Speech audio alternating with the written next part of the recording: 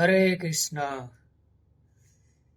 आज हम जानेंगे भगवत गीता के माध्यम से कि कृष्ण भावना अमृत की क्या विशेषता है, क्या महानता है कृष्ण भावना अमृत की।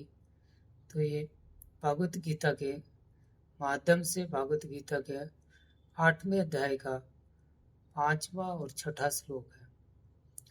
तो 5वें श्लोक में श्री भगवान अर्जुन को बोलते हैं कि अंत काले च मामेव स्मरण मुक्ता क्लेवरम यह प्रयाति समद्भावम याति न अस्ति अत्र संशय। कि जो जीवन के अंत में जो केवल मेरा स्मरण करते हुए शरीर का त्याग करता है वह तुरंत मेरे स्वभाव को प्राप्त करता है, इसमें रंच मात्र भी संदेह नहीं है। तो ये कृष्ण भावनामृत की खूबसूरती है कि अगर हम अपने जीवन के अंतिम परीक्षा में हम पास तभी होंगे जब हम भगवान का नाम लेते हुए शरीर छोड़ेंगे। अगर हम भगवान का नाम स्मरण करते हुए शरीर छोड़ते हैं तो हम तुरंत भगवत धाम चले जाएंगे, इसमें कोई भी संदेह नहीं है। ये कौन बोल रहे हैं? स्वयं श्री कृष्ण भगवान। तो हमें क्या करना पड़ेगा? उसके लिए पहले से प्रैक्टिस करनी पड़ेगी, उसका अभ्यास करना पड़ेगा ताकि हमें अंतिम समय में भी वही भगवान का स्मरण रहे।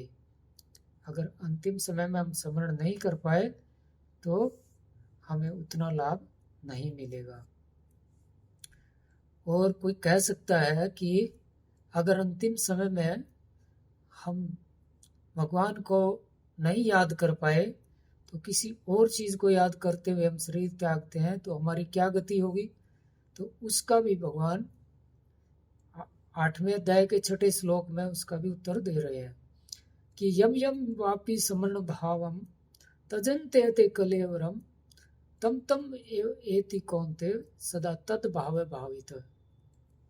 कि हे कुंती पुत्र, शरीर त्यागते हुए मनुष्य जिस जिस भाव का स्मरण करता है वह उस भाव को निश्चित रूप से प्राप्त होता है। तो अगर हम किसी मनुष्य का, किसी कुत्ते का, बिल्ली का, पशु का कोई हम ध्यान करते हैं तो हम उस योनि को प्राप्त हो जाएंगे। तो इससे यहाँ पे हमें शिक्षा मिलती है कि कभी भी हमें घर में कुत्ता बिल्ली नहीं पालना चाहिए, क्योंकि कुत्ते से लोग बहुत आसक्त हो जाते हैं और अंत समय में भी कुत्ते का भाव अगर रहा तो अगले जन्म में हमें कुत्ता बनना पड़ेगा और उसको हमें हमारा मालिक बनना पड़ेगा। तो इस तरह से हमें बहुत सावधान रहना है कि कैसे हम अंतिम समय में अंतिम जो परीक्षा है हमारी उसमें कैसे पास होंगे। और अंतिम परीक्षा की जो तैयारी है वो पहले से शुरू की जाती है। तो जो बच्चा किसी क्लास में पढ़ता है तो वो पहले दिन से उसकी तैयारी शुरू करता है, एक एक लेसन पढ़ेगा, एक एक एक्सरसाइज करेगा, फिर वो अंतिम परीक्षा दी जाती है उसकी। और उसके लिए क्या करना पड़ेगा हमें? हरे कृष्ण कृष्ण हरे हरे, हरे राम राम राम हरे हरे, इसी का अभ्यास करना है और कुछ भी नहीं करने की जरूरत है। और साथ के साथ एक और बहुत इम्पोर्टेंट बात है कि हमें सहिष्णु बनना है।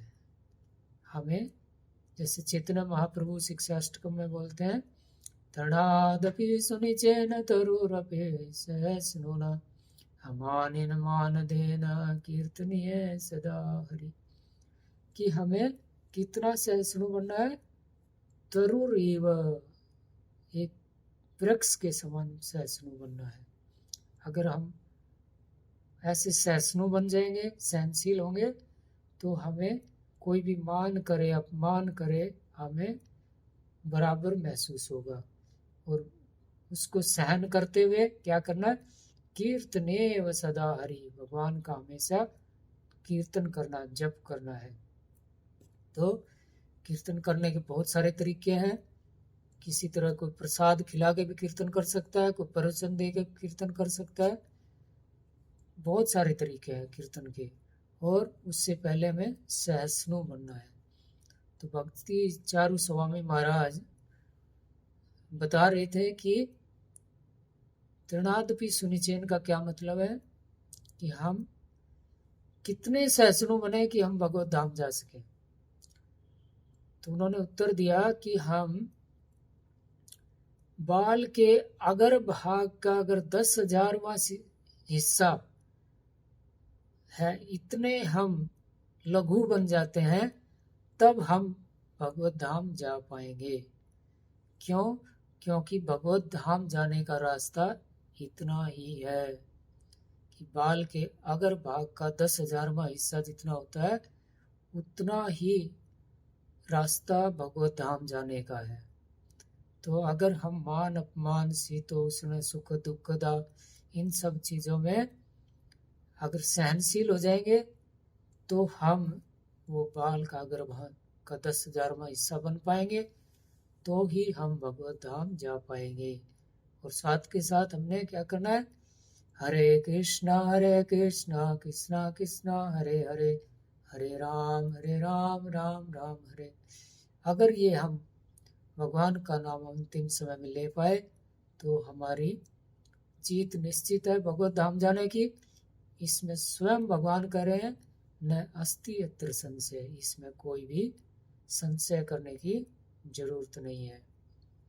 तो इसलिए हम सभी बोलते हैं, हरे कृष्णा कृष्णा कृष्णा हरे हरे, हरे राम राम राम हरे।